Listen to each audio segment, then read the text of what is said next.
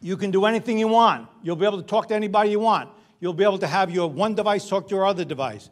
There are amazing conversations about the value of having next generation devices. We started with 1G, obviously, we went to 5G. This is now,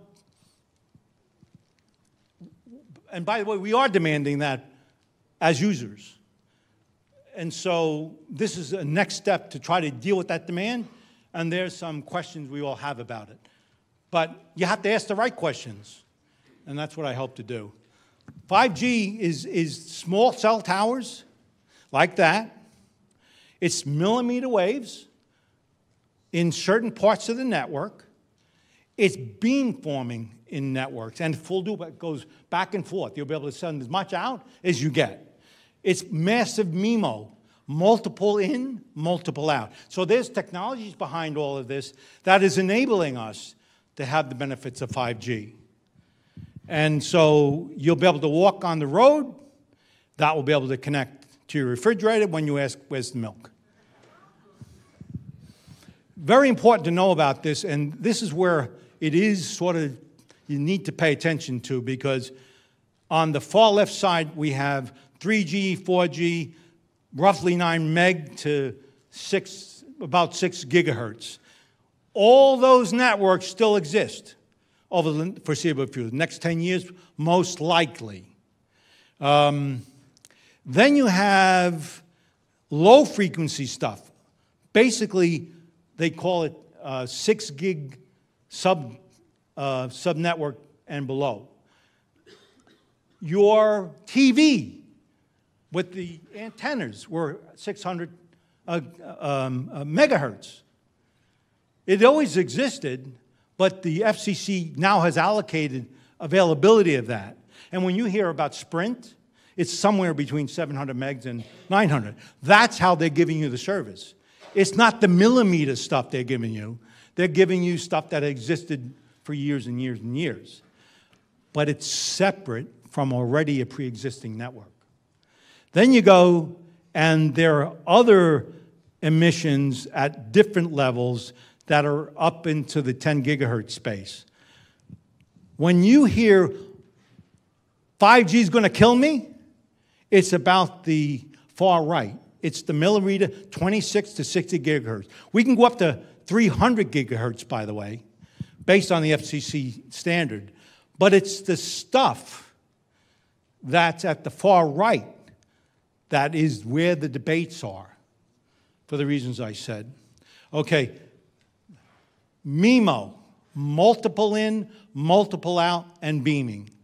What this is 5G at the MIMO level, at the far end of the spectrum, at the small cell, is focused signals. They're omnidirectional, by the way, but there are 2 signals being sent. See the 2 red little beeper things? Those are antenna phase array transmissions. They actually can adjust. And when they adjust, they focus that power. See where they transition? They connect to each other. And you see that beam that comes out? That's controlling beam. That's MIMO. Remember the elephant I talked about? With 4G, they used 1 jackhammer. This is 2. They're focusing it in. And I created this image just so you can see that now focused beam is going to go to your head right through others, potentially. So we know that there's a high concentration of power that's never existed at a level of transmission that has never existed, and it's targeted specifically to your head. This is the concerns of 5G, not all that other stuff. So let's talk a little bit about that. Notice on the bottom left, see those little cell towers? That's because they can't go more than 850 feet. They have to be right in front of your house to be able to serve the back of your house. 850 feet. at 23 gigahertz. That's a long way to go. And what's really somewhat interesting that no one realizes is that's at 20 watts. Remember, a cell phone is 1.6 watts? This is transmitting at 20 watts. A cell phone far out there, it's 60 watts. So it's a third of its transmission that's serving thousands and thousands of customers right at your front door at 20 watts.